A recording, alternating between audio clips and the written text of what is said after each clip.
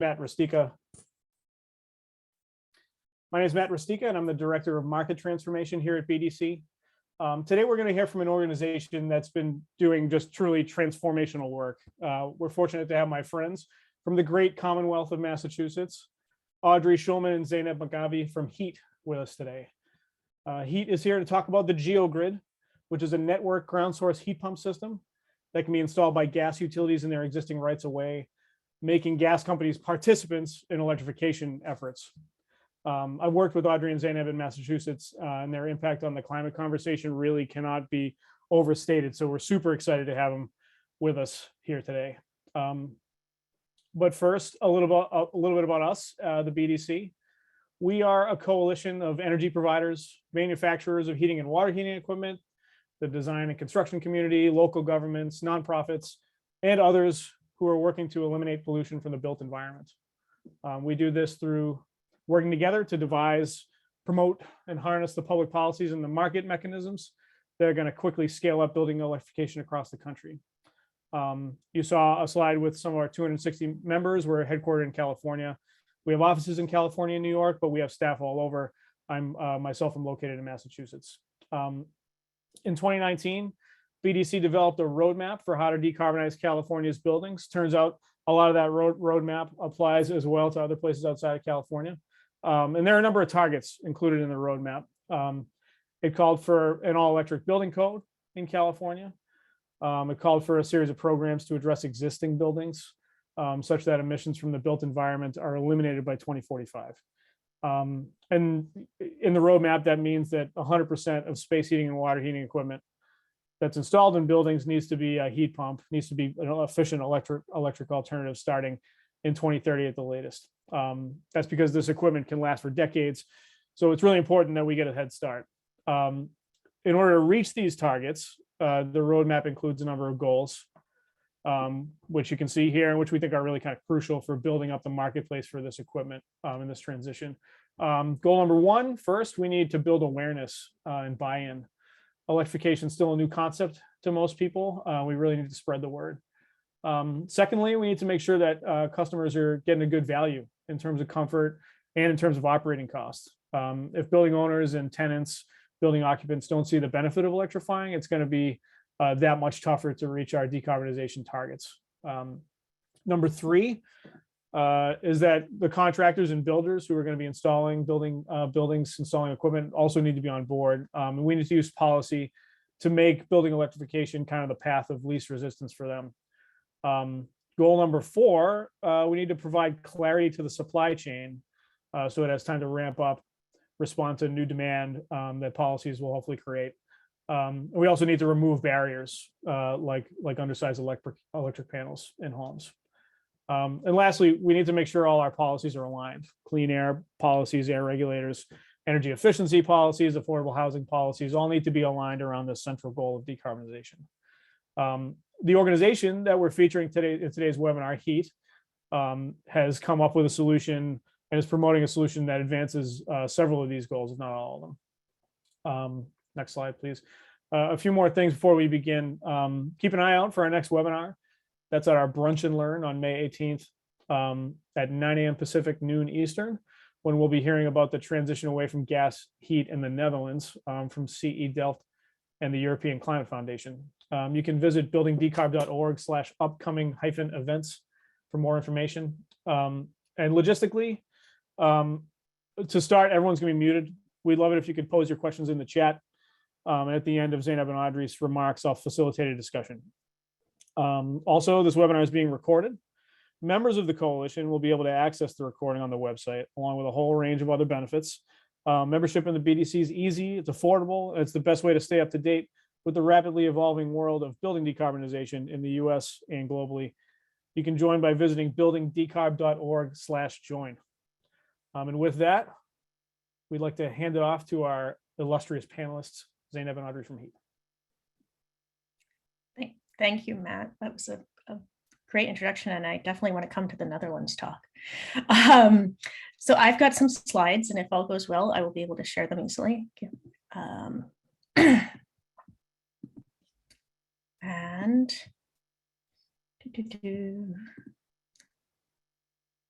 right, can people see those? All right. So I'm just going to start with a disclaimer that both Audrey and I have not gotten a lot of sleep this week. So if I start to spout gibberish, just stop me. And we are a small nonprofit climate solutions incubator. And to maintain our independence as we attempt to talk across the whole spectrum of stakeholders, we take no money from any relevant industry, gas or geo, and appreciate our funders. And that talking to all stakeholders part, we're attempting to go at systems change because that's the scale we need. And we approach this by talking to everyone, actually listening to everyone, and trying to find where the key leverage points are to drive change.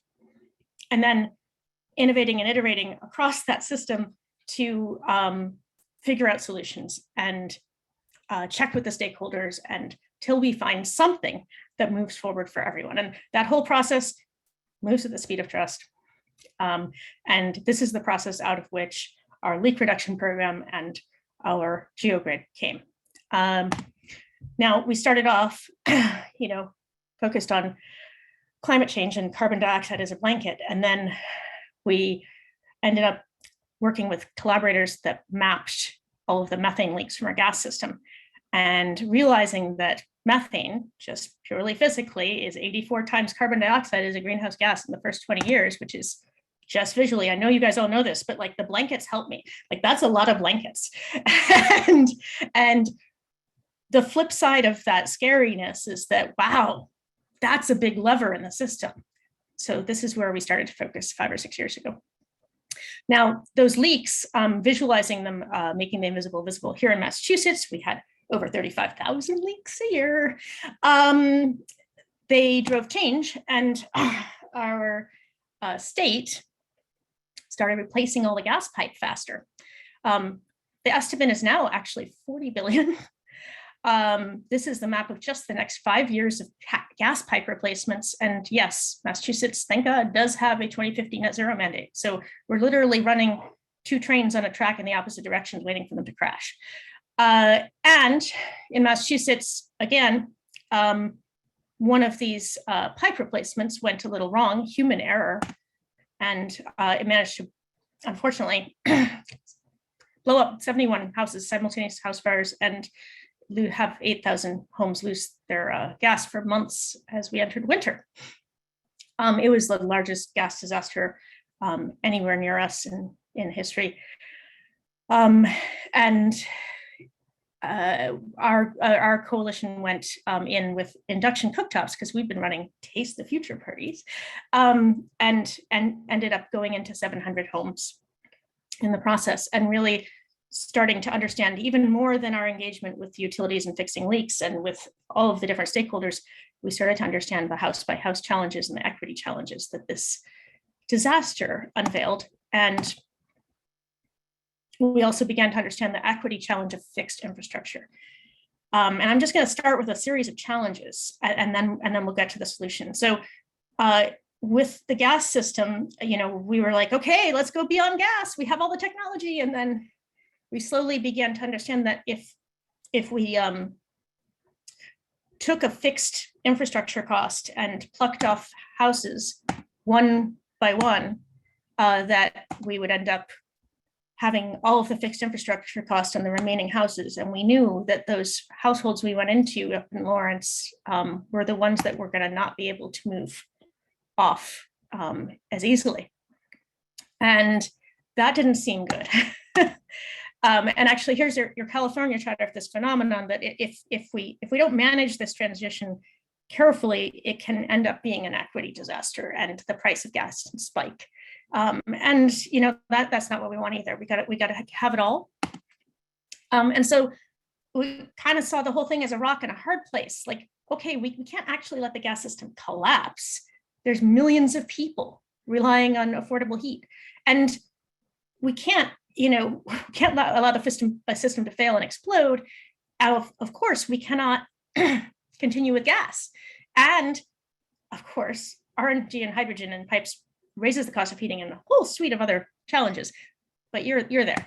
And so this challenge has begun to be addressed. You guys in California and us in Massachusetts and all across the country now are starting to tackle this question of decarbonization or transition or moving beyond gas, however they put it. And so I'm going to add one more challenge, and then we'll try to move to solutions. And this was one that came a little later for us in the process. This is a graph from January to January of our current electric use and the US building use for, US buildings. And as you all know well, there's a summer peak at this point in our US building electric use. So if we take all of our current building heating on fossil fuels and we move it to electricity. And there we go.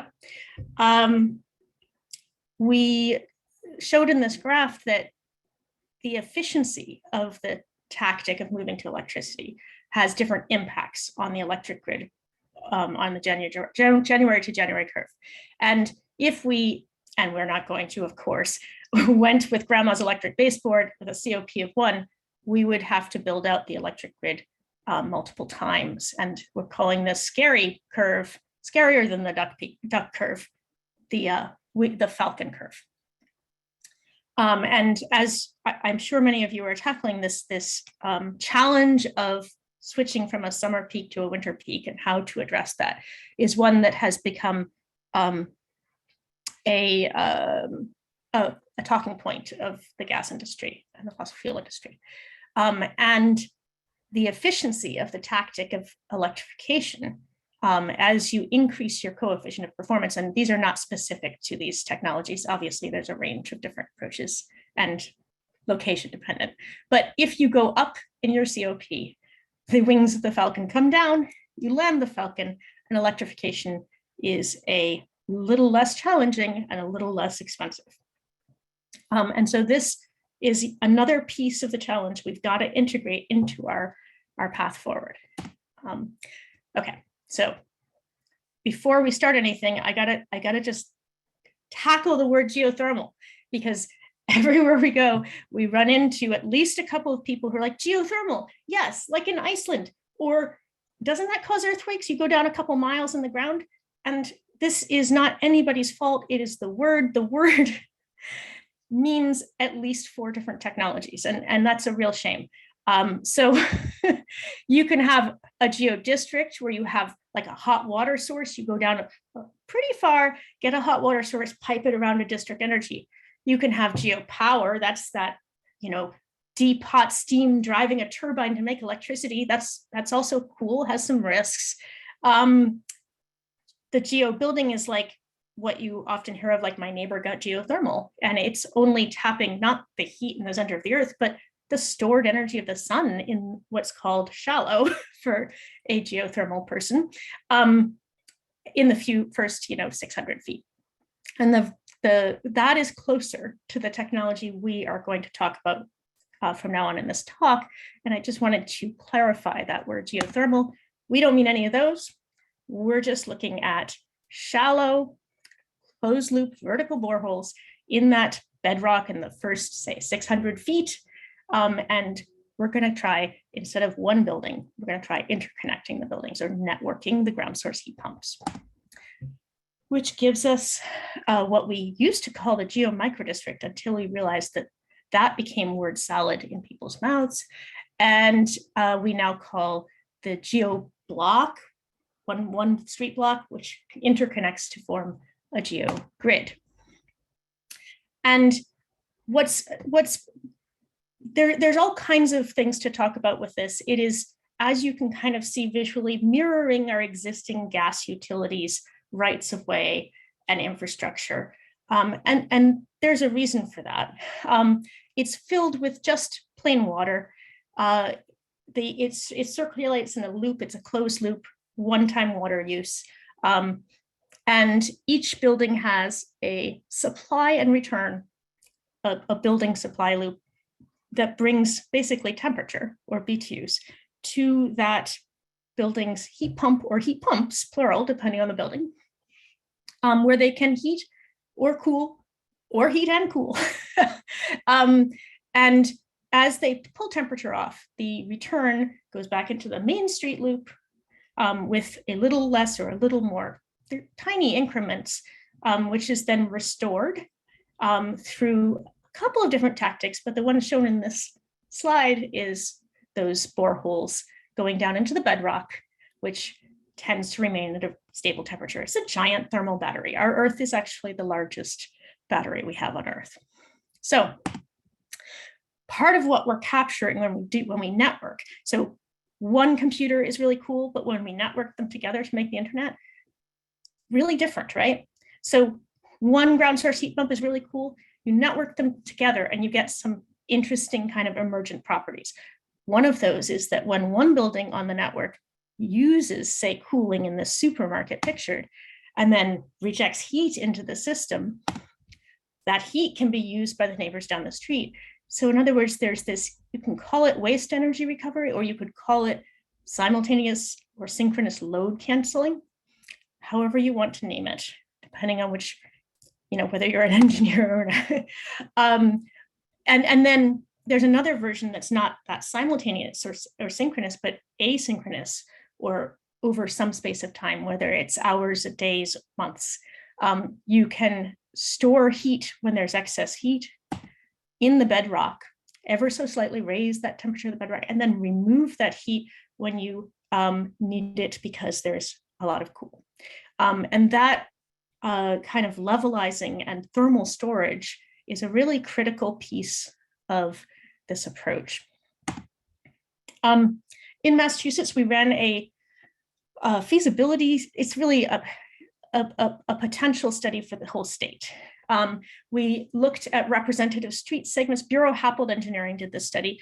They looked at representative street segments for all of our gas system using both real utility data, weather data, hydrogeology, a whole bunch of rigorous analysis, and found that actually the majority of our street segments, particularly the mixed use medium density and the low density, were able to supply in just that single block with up to 500 feet depth boreholes in the right of way, all of the heating and cooling for the year. The medium density without mixed use was close.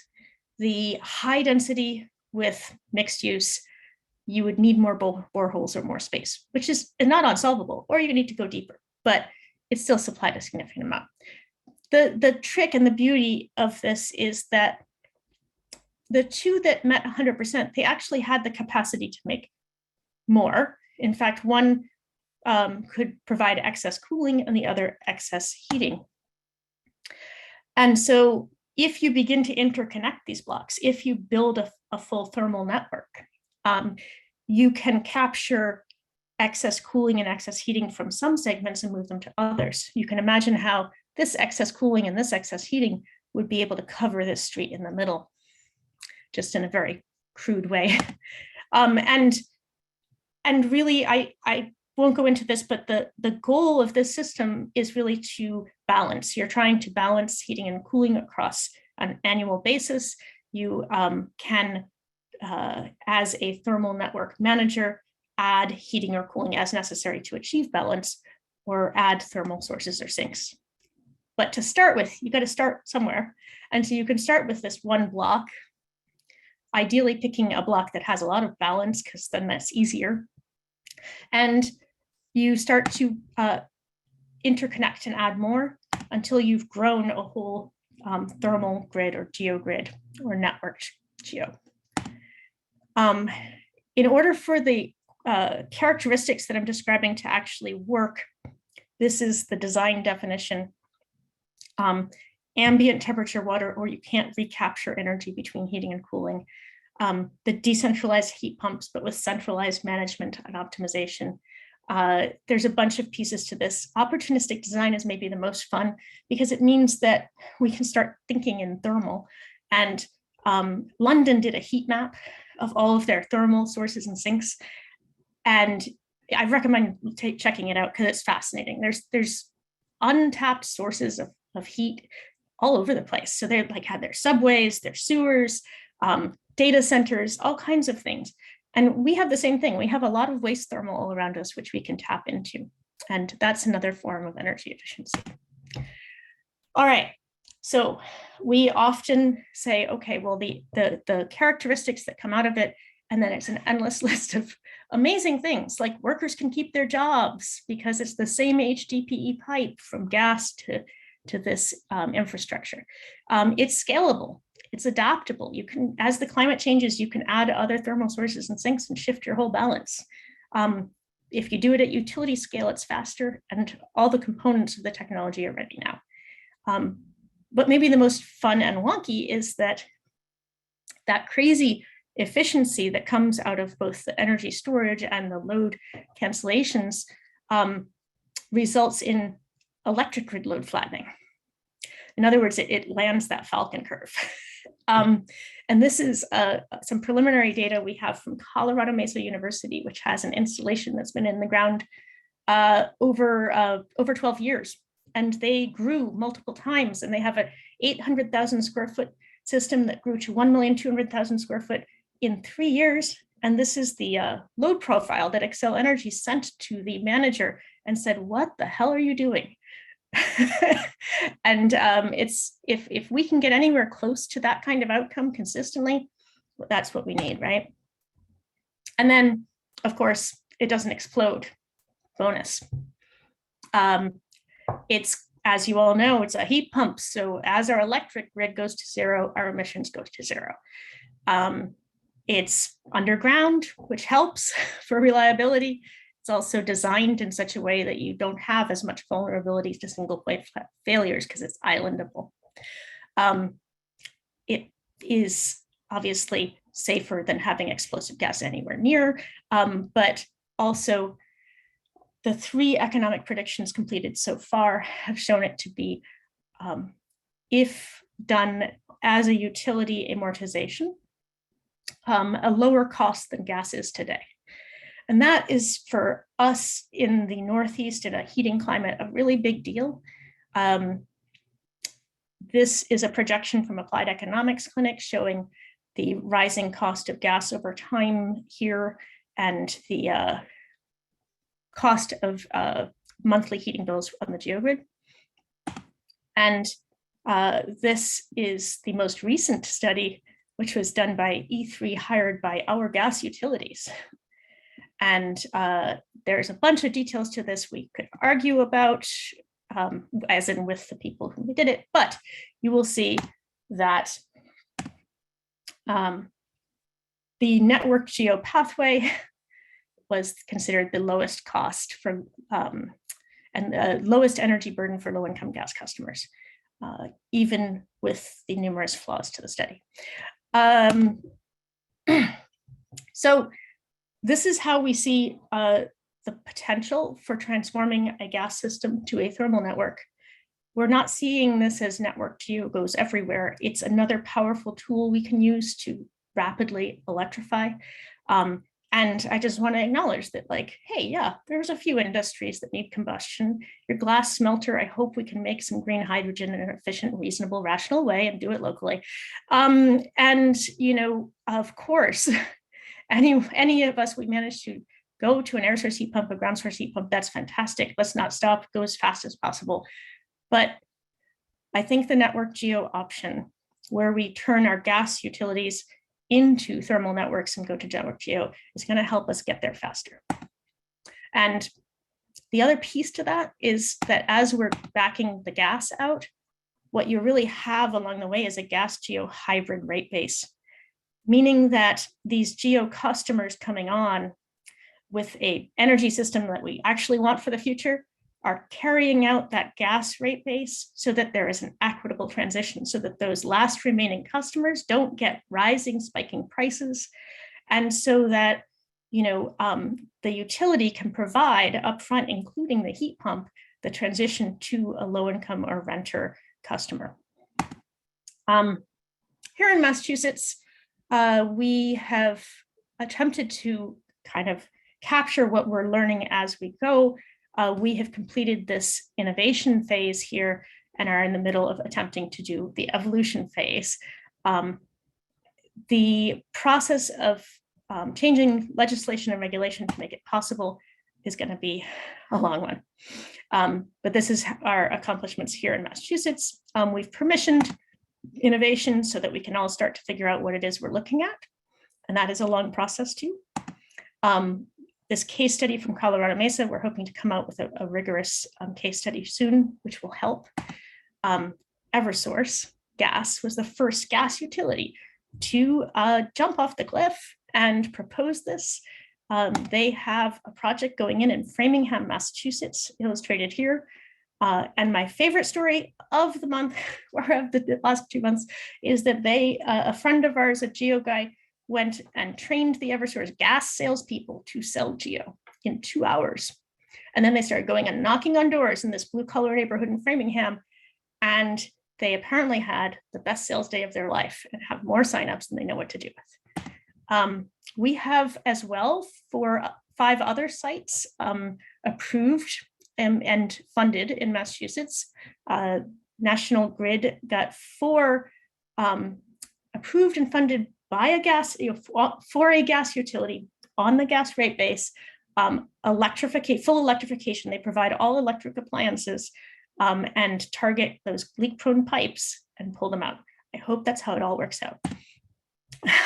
I should mention that there are more sites, locations, and buildings that want to be on this than they will ever be able to meet. And Eversource literally had a fight for that location of the site. This is spreading outside of that. New York has NYSERDA.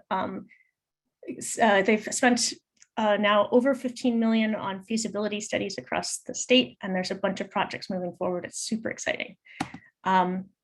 We've gotten a research team funded to wrap around the utilities for independent third-party evaluations that we can compare between, so that we all get a bunch of data and normalized data and can learn quickly.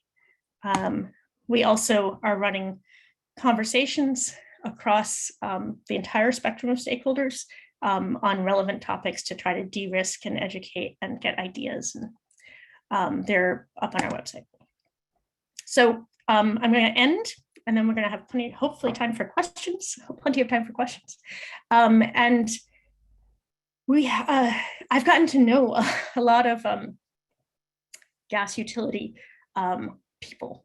And one of them years ago sat down with Audrey and I and told us that he was a gas guy from the beginning. His grandfather was in gas. He loves the gas system. He started when he was 16. And that in his first job, his boss said, "What business are you in?" And he said, "Well, gas."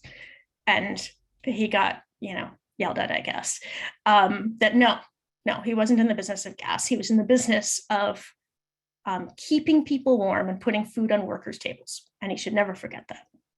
And so when we came along telling him, hey, you should really try getting out of gas and going to network geothermal, he's like, well, that's still the business of keeping buildings warm and putting food on the table. And so we've been asking in a bunch of our conversations, well, what does a gas utility sell? And it's really interesting because people don't always say gas. So the possibility of flipping our gas utilities into engines of electrification is tempting. And I think we might have a shot. All of the work we do is available, open sharing and adapting under Creative Commons. And just to back up with data, the thing that I said, I think we have a shot. Here's a quote from the president of Eversource Gas that who was asked, I think this was from the Washington Post, if it was okay with him, the president of a gas company, if this technology replaced his natural gas network. And he's also an old gas guy. And he said, no, he said, yes, rather, that's okay. One replacing the other is not a scary proposition. It's an exciting proposition. So, one by one, we might get there. Thank you. Oh yeah, that's a great picture to end on. So I hope you guys have a lot of questions, because I tried to keep it short so that we would have time for questions. Well, thank you so much, Zainab. That was tremendous, as usual. I'm going to take some questions from the chat, but please keep them coming. If you would like, if you have any more questions, burning questions for Zainab and Audrey, just drop them in and I'll make sure to get to them. I'm going to start at the beginning. There was a question about feasibility in New York, and about how kind of cooling versus heating load differences between regions kind of plays out in the grid. You touched on this a little bit, but maybe we can re-emphasize. Sure. Yeah, and I just want to mention that Audrey's also here to answer questions. So whenever, so I'll just pass her the ones I know. So New York is not a significantly different climate than Massachusetts. If you go from the north to the south, I mean, there's some difference. The trick is not so much that you have to have some kind of balanced climate at all. It's that you have to design the system to balance. So yes, you're going to get the most energy for the infrastructure dollar spent when you have a climate that has both heating and cooling. But systems like this have been built in even cooling only climates. It's just you're going to spend more dollars for infrastructure for the amount you get, which isn't necessarily a problem. And that's kind of the answer to a whole bunch of questions about location. Like, what if your geology is not as rock solid as ours? And I love that someone laughed. Thank you.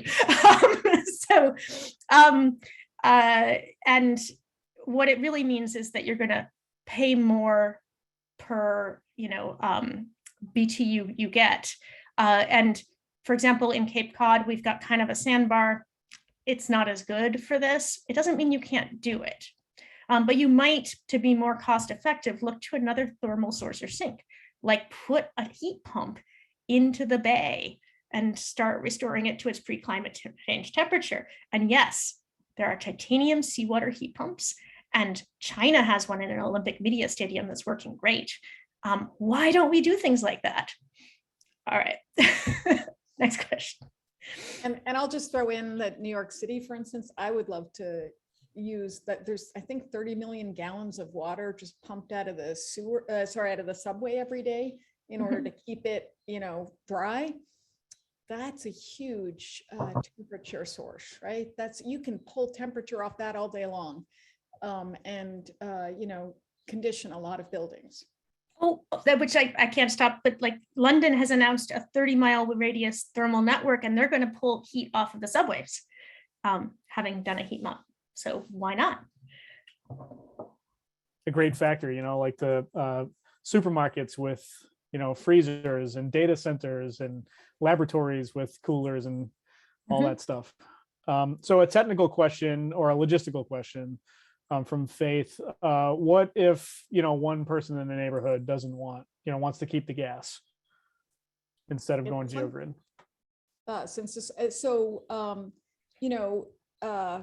So first off, they can go to propane. You don't want to stay on gas. If they're really stubborn. If the gas system is shutting down or needs to be right-sized, in any case, let me put it that way. If it's beginning to be right-sized for future demand and rate base, then you need to do targeted thermal transition of street segments. You can't have one customer making, the 10,000 other customers pay for their gas. That would be illogical. And what we want to do instead is move them to something that's safer, less expensive, et cetera. If they do still want their gas stove, because who cares about how you get heating? All you care is it's warm, and you care that it doesn't cost too much. Nobody knows whether they have gas or oil or electric generally. So gas stoves are the only things that people really care about. And if they just had a gas stove, I think it's the supply cost would be here in Massachusetts over $500 per month or per year, I think it was, by the end of, as the gas system begins to be, as the rate base begins to decline. Sorry, Zainab, what do you want to say? No, I just want to put out that we get asked a lot about customer choice. And if a utility and following the law of the state or country is moving to more modern thermal that meets the legal qualifications, they can. And they can go to a street, knock on the doors and say, hey, we're upgrading your thermal to a safer and more climate friendly option. Don't worry, your costs are going to go down. And we'll provide the technology. We'll just take out your boiler and put in a heat pump. People could scream and say they can opt out. And like Audrey said, if they're really stubborn, they can get a propane tank. But there's no reason to be afraid of that legality of upgrading. And it's been done in the past. When the gas utilities went from coal gas to natural gas, they didn't ask people. They just did it because it was safer and lower cost, right? I'd like to take this opportunity to plug BDC's new kitchen electrification newsletter. Oh, yeah. So you can find that on our website. But back to GeoGrid. So someone asked along those same lines, are we talking about hot water or steam? If it's hot water, are there challenges using the pipeline system designed for gas? It's neither hot water nor steam, and we're not using the pipeline for gas. A lot of like district energy, which we don't have a lot of here, but there's tons of it in Europe, is done with steam or hot water. Steam is considered first generation. It's the least efficient. The most recent second generation, third generation, fourth generation is hot water. It's more efficient, but now here and in Europe, so they're calling it fifth generation and we're calling it networked thermal or GeoGrid. Ambient temperature water, which is a design temperature window between say 40 and 80 degrees Fahrenheit, that basically oscillates around the temperature of the ground. It minimizes your temperature loss in transport. You don't need insulation on the pipes, and it allows that waste thermal capture with heat or cooling going back into the system. So it's kind of a simultaneous efficient load canceling. So the size of the pipes for each street would generally be larger in diameter than for gas because it is less energy dense. And we're not attempting to use the gas pipes where there was by chance the correct size and it wasn't leaky. Sure, but we're not modeling that out. Okay, the questions are pouring in as expected. Ted, I see you. I'm gonna take a few more from the chat just to make sure I get through them all. What about water heating? Has there been any thinking about integrating water heating into this? Yeah. So there are a bunch of really cool ground source heat pumps. And I actually, I just have to correct this. Here's another naming problem. It's not actually a ground source heat pump. It's a water source heat pump. You're putting water into, anyway. So there are heat pumps that produce a simultaneous direct use hot water. There's also the option of having, a hot water storage tank with a coil so that your heat pump can heat it when you're not using the heat pump for heating or cooling. And, last worst case scenario, you have the air source heat pump or electric on demand, which, also are not carbon emitting. Let's go to Ted. Muted. Mute. I have to unmute, double unmute. Thank you so much for this. I've been nodding and smiling in the background, but I got a question for you. If you've encountered in these district discussions, how your interaction with ratepayers from the gas side are now going over to electric systems, but we've got to pay for that district infrastructure. How is that shift going from the gas utilities to the electric source in that discussion? So that is a big source of, go ahead, Audrey.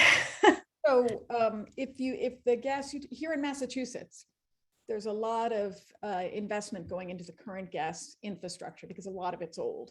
And so it's supposed to be over $40 billion in Massachusetts. If instead we directed that money towards installing the GeoGrid on the distal ends, if you imagine the gas infrastructure as like a tree spread out across the state, you can basically graft on the GeoGrid onto the distal ends and grow the system down.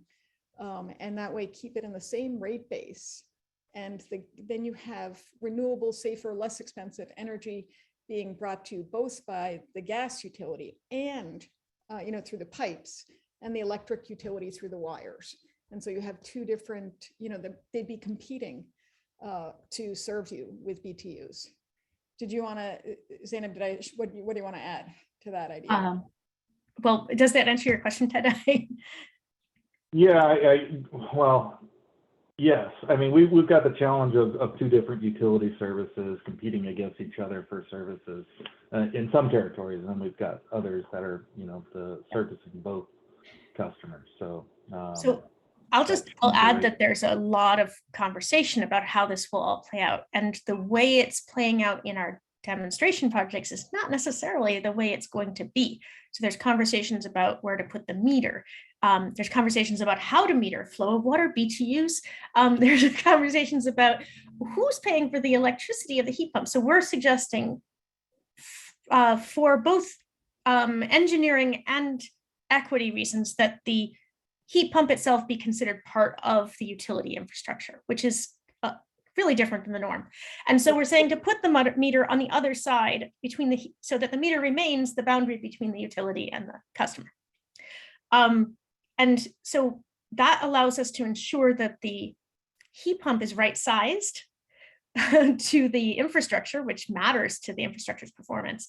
And it also eliminates an upfront cost and amortizes it on a gas utility. It's the utility of a utility to do a large upfront costs and long-term payback, and we need that now. So the part where who's pays for the electricity, if that's how it's set up, do we set up the gas utility covering electric costs, or does the customer cover the electric costs of how much they run their heat pump? We'll have to wait and see. But either way, the cost, the bill, the electric bill, the energy bill was calculated for both electric and thermal, whether gas or geo. Thank you. Really appreciate this discussion. So kind of along those same lines, we had a question from Anna Sophia about whether there are any rules of thumb or any other thinking about when it makes sense to go with a single building system, an air source heat pump versus a network system. Okay, yes. I mean, at this point, any of them is good, whichever one you can do.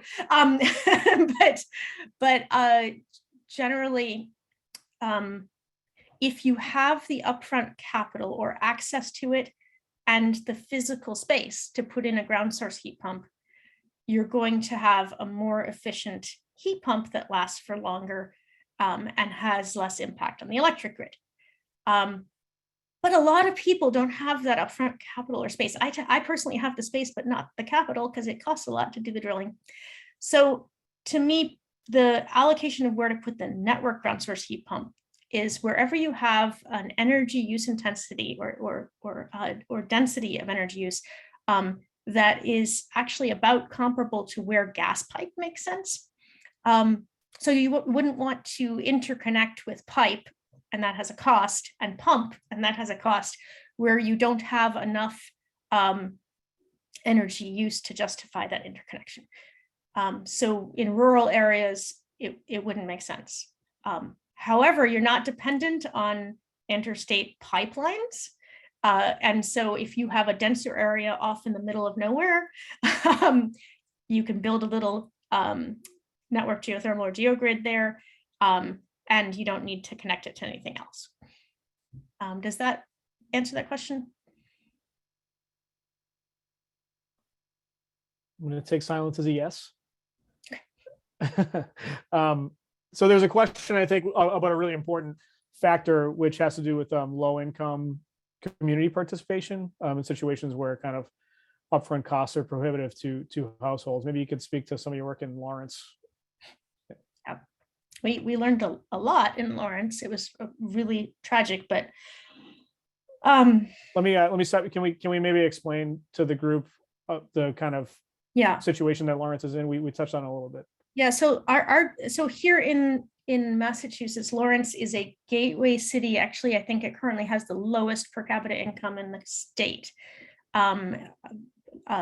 Low English language literacy, and right next to it is a fairly wealthy white suburb that makes on per capita over 100,000 more than their neighbors. Both of these towns got hit with this natural gas disaster and lost their natural gas for months. And what we watched was, we went into homes delivering induction cooktops so that people could heat water, cook. And we talked to people, and there were 15 amp, 20 amp electric services. Someone mentioned the panels. Yeah, that was an eye opener. I didn't know such a panel existed for a building. It was historic. So the building occupants knew, but we discovered in the process that there was zero data, at least in our state and in neighboring states, on the actual electric capacity or electric panel in the buildings. And here we are talking about electrification, and we don't have that data. And so on top of that, Columbia Gas said, okay, we're so sorry. And if you want to go out and buy electric things, we'll reimburse you. Well, in Andover, they went ahead. They bought electric hot water heater. They bought an electric stove, and they charged Columbia Gas. In Lawrence, I still remember being in someone's kitchen and her just laughing with me, like, the idea that someone has more than $400 in the bank and can just go out and do that. How could Columbia Gas think that? Nobody had any cash to do that. They were stuck. So we bring these cooktops, and some, they're 15 amps. So that was okay. So the National Guard brings heaters so that people can stay in their homes. And all of these homes, they can't plug them in. They don't have enough electricity to plug in a single electric heater safely. And so they end up in trailers, and they end up in tents and put up in hotels for months and months and months. And I mean, just watching this play out, and the equity, the difference in resilience and capacity to the disaster was horrifying. And then we got money allocated to Merrimack Valley Renewal Fund. They were going to put in a GeoGrid. All of this good stuff was starting to happen in that community. They were imagining their own rebirth, and the pandemic hit. And we all talk about energy. We're all about energy, but energy didn't matter at that point. People didn't have any food. And so I just, I should stop talking. I could go off for a while, as you can tell, but the challenge of making this actually a just transition, there's no way it's going to happen unless we provide everything with no upfront costs. And not just that, but do it in multiple languages and without any requirements to meet in the middle of the day and all kinds of other barriers. There's this long list of barriers, and we're going to have to fix the mold. We're going to have to fix the code violations. We're going to have to fix the wiring, and all of that is going to just have to happen, or people will be left behind. And I'll just add that we worked to try to get over 30 low-income families a few years ago through the low-income program here in Massachusetts. And we were only able to do one of those households because there was just so much red tape. You had to, during work hours, go two towns away, providing over 15 pieces of different information. And I think the system might be a little bit easier now, but I think we got to think through all the different details if we are going to do this sort of transition we need to do large scale.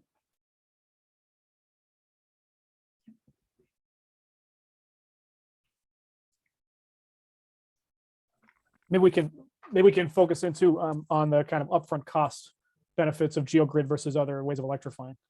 Yeah, so should I, so we, in Massachusetts, there's been legislation proposed called the Future of Heat, which would allow for, first that meter to be on the far side of the heat pump, so that it would be part of the utility infrastructure paid for, installed by the utility to reduce those upfront costs. There would also be securitization which is basically a way of getting lower interest money for that renewable infrastructure. And the cost savings would go towards low income retrofits, as well as needed to do this, as well as job training for the gas workers, because that is, there's a constant tension between fossil fuel workers and renewable workers, partly because fossil fuel workers tend to get paid 3 times more than most renewable workers and get lots of benefits. So this is a way to transition people in a equitable way. And I'm seeing some wonderful information about California heat pumps and the proportion of the gas bill. Thank you for that in the chat. Okay, sorry, I had to take some time to copy and paste some journalism into the chat here. I will say to the attendees today, there's been a good amount of coverage. Audrey and Zainab were in the Washington Post. They were interviewed by David Roberts, Dr. Volt's podcast, which is in the chat. So I would encourage you to check out that content. And a lot of this information has been kind of gone over in those arenas as well. We had a technical question earlier about the borehole. Do you happen to know what size of the borehole is? Yeah. So in the feasibility that we did here and in the first installations going in, we are talking about basically a 6-inch wide borehole with a piece of pipe about 2 inches wide like this. And going down between 100 and 500 feet into the bedrock. We happen to have fairly good bedrock, fairly close to the surface, which is great for thermal transmission. And yeah, is that enough in size? So, but you can go deeper, and most boreholes are not larger for this kind of technology, for a ground source heat pump. I love that it's right there at your desk. It's fair. It always helps to have a visual aid. So I had a question, maybe 1 or 2 questions about the cost, just, the overall cost. I want to ask, is this something that Applied Economics Clinic did out, like comparing the cost of electrifying, our area in Massachusetts via air source heat pump versus GeoGrid? Yeah. Well, AEC did not do that, but E3 just did for the gas utilities. Again, we have a list of complaints, which actually we're filing tomorrow on that study. But I would just kind of generally answer that the upfront infrastructure costs are larger for the networked geothermal than for an individual ground source heat pump. And the cheapest upfront cost is an air source heat pump. What we are encouraging all of us to think about at the kind of planning scale is to consider the costs over the lifespan of, say, for example, the network geo, if it's 50 years, how many air source heat pumps, and what is the cost to the electric grid expansion? So if we see each of the choices of deployment as really just a multivariable decision problem, where if we have an electric capacity constraint in the area and we have a correct density for network geo, and we have a utility willing to do the upfront costs, then that really kind of is a win-win in that location. I'm probably making this too complicated in my answer, but I think we need a tactical thermal transition where we put all of these variables into a multi-layered map and understand where it makes the most sense to deploy each of our technologies. And I will say that wherever we have low-income communities, this is really the answer. You're not going to get a bunch of low-income landlords to lead the transition. Yeah. On finance, I had some, and maybe Matthias can kind of chime in and expand upon his question about utilities, kind of, the overall cost of capital, Their cost of capital is higher than a average middle-class homeowner with reasonable credit. Yeah, the weighted average cost of capital for a utility is around the same, right? If you mix in the equity and the debt, but the thing about it is a lot of people don't have good financing, right? Those people we helped, worked with in Lawrence could not do this. And if we instead just have everybody who can do it get off the system, we're going to leave the people who cannot afford a new gas heating system, a new heating system, an electric one, on the gas system, paying those incredibly rising costs that Zainab showed earlier. What we're looking for is an equitable way of moving forward. And that's not an insignificant number of people. I know the numbers here in Massachusetts, which is generally the truth, that it's over 30% of our gas customers are considered low income, and we've received the low income discount rate. In some territories, it's 40 and 50% are low income discount rate customers. And so that, that's not a population that can do that loan, or even owns the property to be able to.